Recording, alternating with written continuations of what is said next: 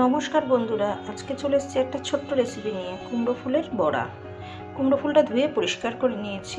বড়া বানাবার জন্য প্রথমে লাগছে চালের গুঁড়া, বেসন, পরিমাণ মতো নুন, কালো জিরে, হলুদের গুঁড়ো,